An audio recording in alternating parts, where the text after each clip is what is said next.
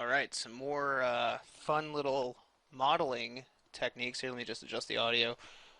Really hope you guys can hear this. Okay, so um, I'm a 3D Studio Max user, and I know some of you guys are not, but there's been some really awesome stuff that's come out lately, especially with Modo and some of the stuff that they've been doing, especially with Mesh Fusion. They have a really cool name for it too. Um, Now, within Max, we don't have anything that's quite as robust as Mesh Fusion. Kind of a little bit old school in a lot of ways. I really enjoy subdivisional modeling, so I tend to stick primarily with that stuff. But I did want to show you guys something that could probably be really helpful to you if you guys are actually going to go through and do some higher end modeling. You guys want to make some really cool art pieces or whatever, starting off, before we get dive into class. And again, we're going to do a subdivision, like, kind of high poly modeling and that kind of stuff um, later on, but I do want to show you guys this because I think this is actually a really useful technique. So right now, the first thing that you've noticed I've done is I've made this little chamfer cylinder here. Super fancy. Not really.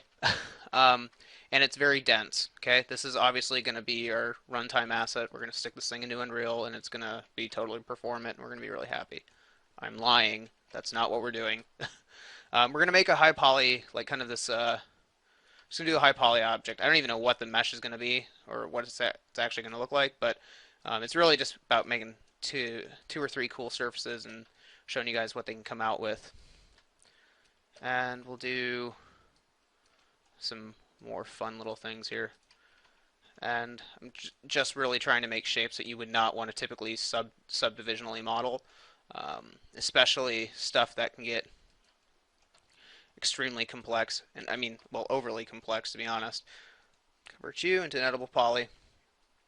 And again, we're going to use some of the techniques I showed you earlier where we're going to auto smooth. We got 4 smoothing groups going on here. Boom, boom, boom.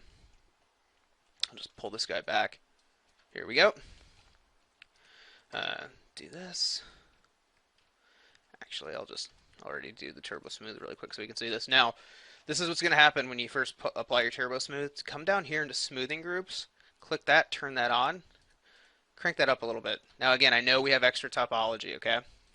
But this is going to be kind of important. So one of the things, this is super old school tech, not even old school, but this is an older technique. One of the guys who makes this really explainable is a guy by the name of Racer. I think it's like 445 or something like that. That's his tag handle online. Not sure who the artist actually is, but super good modeler. And this is something very similar that he talks about doing. And this is something that works really well, especially if you don't want to add reinforced edges onto stuff. And again, the reinforcement for edges and stuff sometimes is your only way to go, but this works out pretty nicely if you don't want to do that. So actually, I'm just going to leave this tessellated probably around there for right now. And yeah, we'll just use this guy. Okay. Now, what I'm going to do here is I'm going to come under these, under the sphere here inside the 3D Studio. Come down here and under Compound Objects. I'm going to go into Pro Boolean. Okay? And yes, I'm going to use a Boolean. It'll be okay. Trust me, it'll be okay. I'm going to hit Start Picking, and I'm just going to set this up to be union for right now. And you can see it totally messing up our topology, just as a Boolean would do. It's horrible. Okay? But, like many of Autodesk's products that aren't labeled correctly, or, well, there's a bunch of hidden menus under here. So you can collapse all these by hitting this little plus arrow here. Come under here at the very bottom. This is the most important tab in this thing, and it's at the very bottom.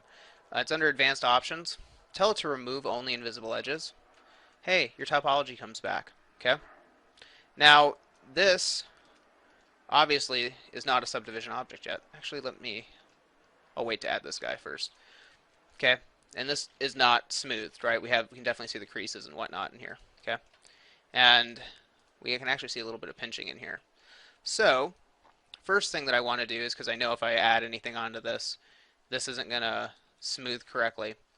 So I want to find the operand, which is basically the shape that this came from. And this is, again, probably a nice reason why you should label your stuff. But um, who am I to talk? I'm not labeling my stuff. But it does help if you do label your stuff. And you can see here, I'm going to increase the cap segments here. Let's do it to the correct one. I think it's this guy. It's causing our problems. Well, it's not you. Is it you? I'll just do it to all of them. Will eventually be correct. I just did it the same one. To operand. Nope. Is it the first one that I made? Could you be it? Nope. You're down there. Is it the second one that I made? Or whatever. Nope, not you. Could it be you? Nope. Could it be you? Come on, I'm recording this. You're making me look terrible. It's you. Okay, so I've increased the subdivisions here. And now we'll find the other guy, which I think it was probably this one. We need to actually increase some of these guys as well. So we'll put these up. And again, obviously you can see this is definitely a high poly modeling thing that I'm doing here. Nope. I should probably just go in order. There's that. And there's that. Okay, and that'll help reduce some of the pinching. Won't solve all of it, but it'll help. And we can probably add a couple height segments in there too to help.